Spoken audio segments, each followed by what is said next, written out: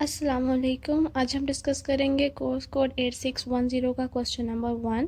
Before that do subscribe this channel and hit the bell icon on, ताकि आपको जैसे ही कोई भी न्यू क्वेश्चन के रिलेटेड गाइडलाइन आए तो आपको फ़ौरन नोटिफिकेशन आ जाए।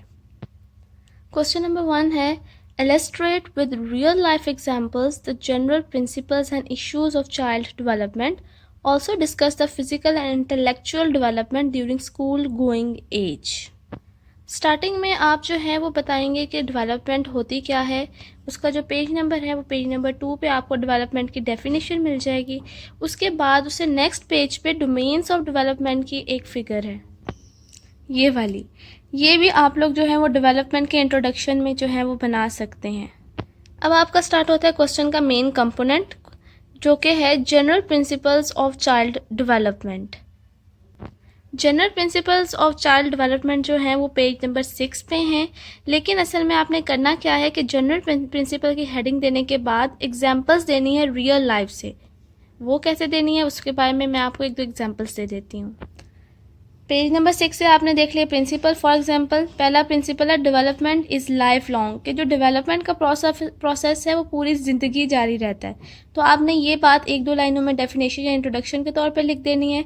फिर रियल लाइफ से एग्जांपल दे देनी है। एग्जांपल में आप दे सकते हैं कि जिस तरह लैंग्वेज लर्निंग है या वोकैबुलरी लर्निंग है या नए माहौल में एडजस्ट होना है, ये वो चीज़ है जो इंसान सारी ज़िंदगी जो है उसके अंदर ये तब्दीली आती रहती है।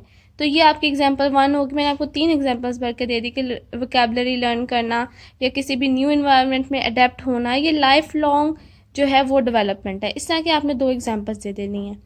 फिर आपने next, development is multi dimensional and multi directional. इसका मतलब ये है कि डेवलपमेंट पॉजिटिव भी हो सकती है, नेगेटिव भी हो सकती है। इसकी आपने इसी तरह इंट्रोडक्शन दे देना है और एक दो एग्जांपल्स दे देनी है। जब आप इंट्रोडक्शन के लिए लाइन अपनी बुक से देख के लिखेंगे और उसका मतलब एक दो लाइनों में ही आपको समझ आ जाएगा, तो डेफिनेटली आपके जो है वो आप इस सारे दौर से गुजरे हुए हैं, तो आपको एग्जांपल्स खुद ब खुद जहन में आ जाएंगी।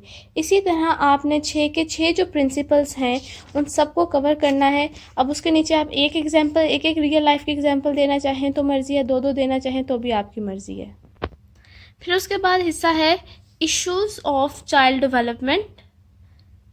मतलब आपने जो रियल लाइफ एग्जांपल्स देनी थी वो जनरल प्रिंसिपल्स की भी देनी थी और इश्यूज़ की भी देनी। उन्होंने इशू लिखी है, इसके बारे में एक कन्फ्यूजन है। अगर ये समझ नहीं आ रही कि हम पे यहाँ से हमसे ये चीज़ मांग रहे हैं या फिर एक्चुअल में जो इश्यूज़ होते हैं चाइल्ड डेवलपमेंट में वो मांग रहे हैं, तो हम इस तरह करेंगे, दोनों चीज़ें लिख देंगे लेकिन हेडिंग्स थोड़ी डिफरेंट कर देंगे। क्योंकि ये जो पेज नंबर 8 पे आपको इश्यूज़ दिए गए हैं ये चाइल्ड डेवलपमेंट के इशू नहीं है, मैंने इन सर्कल भी किया हुआ है, ये स्टडी ऑफ चाइल्ड डेवलपमेंट के इश्यूज़ हैं।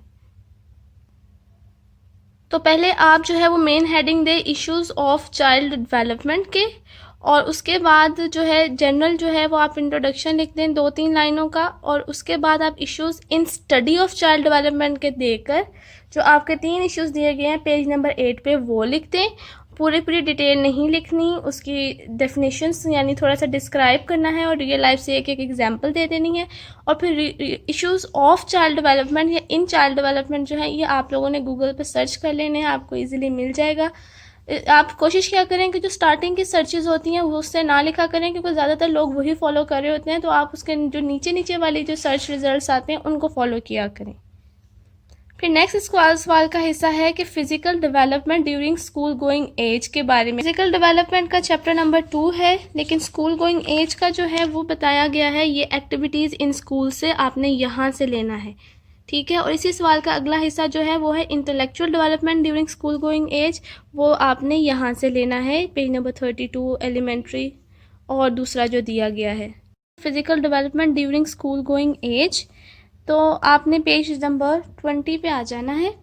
यहाँ पे देखें, यहाँ पे आपको ऐसा पैराग्राफ दिया हुआ है, आपने ऐसा पैराग्राफ नहीं लिखना बल्कि इसकी हेडिंग्स बनानी है। मिसाल के तौर पे पहली हेडिंग आप बना लें होल्ड ऑन मोटर स्किल्स, और इसका मटेरियल जो है ये आपको फर्स्ट पैराग्राफ से मिल जाएगा। इसी तरह सेकंड हेडिंग आप बना लें ट्रेडिशनल फिजिकल एक्टिविटीज़। इसी तरह आपने प्री और स्कूल और फिर एलिमेंट्री स्कूल का जो मटेरियल है हेडिंग्स बना के यहाँ से ले लेना है। तो इस तरह जो है वो आपका physical development during school going age हो जाएगा पेज नंबर 20 और पेज नंबर 21 से। आप चाहें तो ये प्री स्कूल और प्राइमरी स्कूल और एलिमेंट्री स्कूल की हेडिंग्स ना दें और डायरेक्टली लिख लें। नेक्स्ट जो आपका है हिस्सा वो है intellectual development during school going as.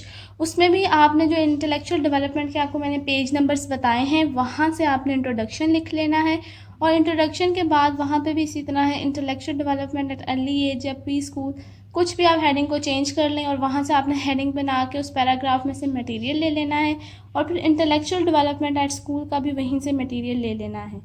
लेकिन मेक श्योर कि आप हेडिंग्स बना के लिखें, जितनी मैक्सिमम हो सके। हेडिंग्स की किस तरह आपने देनी है या हेडिंग्स किस तरह बनानी है वो मैंने आपको फिजिकल में एग्जांपल दी कि वहाँ पे जैसा पैराग्राफ में लिखा हुआ था मैंने उसको उधर से ही लफ्ज़ लिया, होल्ड ऑन मोटर स्किल्स या एक्टिविटीज़ रिलेटेड टू होल्ड या to develop hold on motor skills. इसी तरह ट्रेडिशनल एक्टिविटीज़ कि जो मैंने आपको ये 2 एग्जांपल्स दी हैं, बाकी भी आपकी हेडिंग्स इजीली वहाँ से बन जाएंगी, बल्कि वहाँ पे अक्सर एग्जांपल्स भी दी गई हैं जो कि आप हेडिंग के अंदर हेडिंग बना के एग्जांपल की लिख सकते हैं।